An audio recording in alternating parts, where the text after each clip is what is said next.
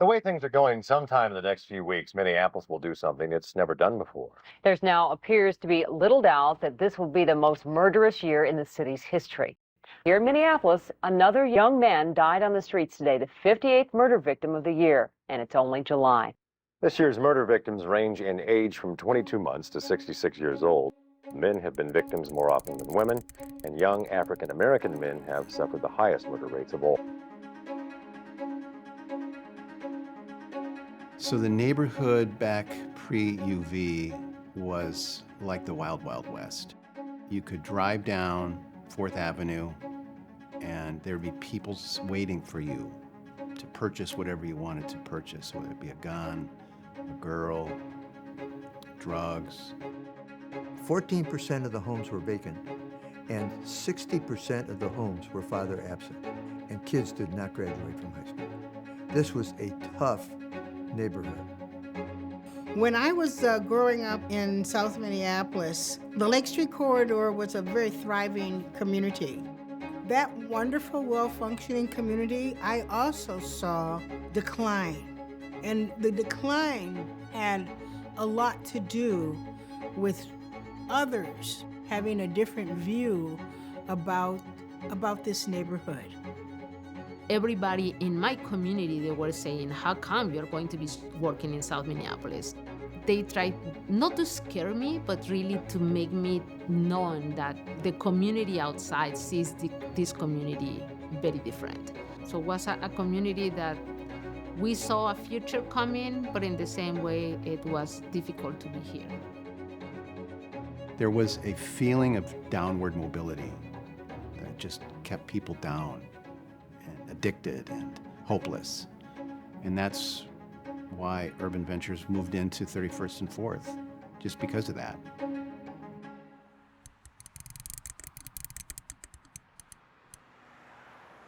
Our mission was to raise a new generation of leaders from our urban community who are excellent educationally, technically, vocationally, and morally.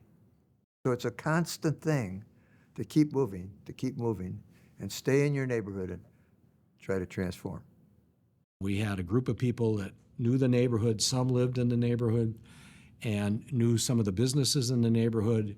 All of these folks had a deep faith, a deep commitment to, trying to help people live a better life and to help people have the tools to be successful in life. When I met Art Erickson, he invited me to work here. I really couldn't believe how many Latino people were living in the city. I saw Lake Street, a few businesses, not too many, but I realized that people was coming and that we have a community that I wanted to serve. And that was my commitment from the first day to be in the city, to be serving my community. The day-over-day work that I had in my role was very similar to other places I'd worked. But if you're looking for a difference maker, it was the people. It was a place where when janitorial supplies were delivered, a number of us would go downstairs and unload the pallet because that's who was available. And so as long as you were able to be flexible and enjoy the camaraderie and the fellowship of your coworkers, it was really cool. We valued each other. We pitched in when each other had things going on. That was kind of the entrepreneurial spirit. It led to us not becoming institutionalized, like this is the way we've always done it. That stuff wasn't really valued. What was valued was ideas and ingenuity and not coming to the neighborhood and presuming that we had answers and that we know what we were doing, but listening to the street, listening to the people, listening through families, all the different avenues that come and speak to you on a daily basis. How many of those are really messages for you to take notice of?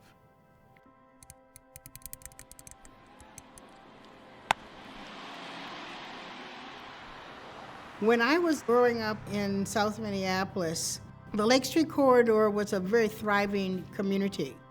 Everything that you would want to have in a neighborhood or in a community, we had here in the Central Bryant neighborhoods. A decision was made, not necessarily by the city, but again by government, that they were going to change the Lake Street corridor. And in deciding to change the Lake Street corridor, they decided that they were not going to provide access to Lake Street. That decision to cut off access, to rezone properties and push different commercial enterprises or economic enterprises elsewhere contributed to the demise of our section of the Lake Street corridor. You know, the ice cream parlors, the paint stores, the shoe stores, the dress shops, all of these things were replaced by businesses that were not necessarily desirable and compatible with residential living. And so what we had to do to fight back was to take control. And how do you take control? You take control of everything that is not pinned down. It takes many years for a community to digress, to disconnect, and it takes as many years for it to come back. We had to speak at a lot of community meetings to try to build bridges. There was a lot of misinformation, a lot of things that only trust building over time can alleviate. I think people who have been here for a long time recognized the goodness that we were bringing, and they became our advocates. And that's what we needed the most of, is community buy-in. Well, John knew the heartbeat of the community. He brought a credibility through experience to UV and was an urban theologian. John really carried Urban Ventures' mission for many, many years. As we focus in families, John was the key person for the families that we were building. His ideas, his commitment, his love and passion for the Lord, and his work with families, with work with men. He was the guy that fulfilled every part of the mission for what we were building. Urban Ventures serves an amazing community.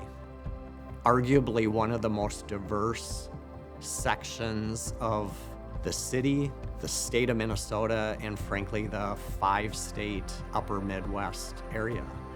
Our way of serving has to account for the amazing, rich, beautiful diversity of the people that we serve.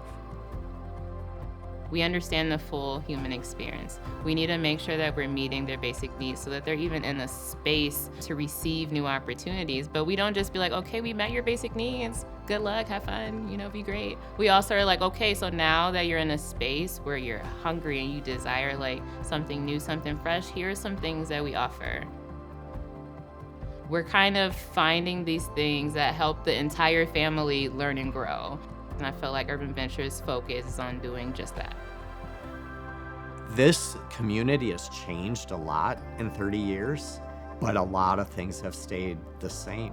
Kids are growing up in poverty, and kids are growing up without the access to the academic programming that they need in order to succeed. We decided to really zero in on education, and we realigned all of our programs with that purpose, that every touch point we had was through the lens of, are we helping a child succeed academically, or by extension, are we helping that family unit help that child succeed academically? Education has changed my life. And so I know, as an educator, that it can change anyone's life. The more we can inspire our kids and help them find that voice within, that's ultimately gonna impact how they show up in this community.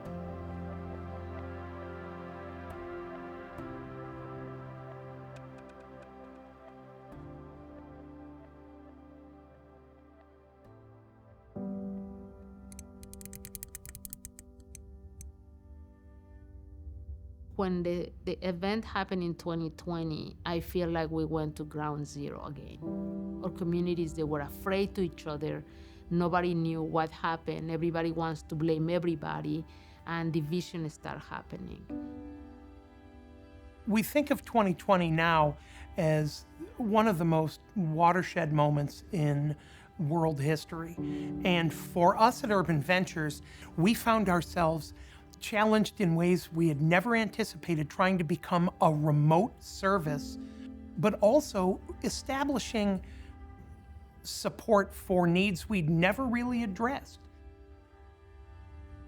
It really crossed my mind, are we ever going to be able to recover from this? Will our community be able to recover from this?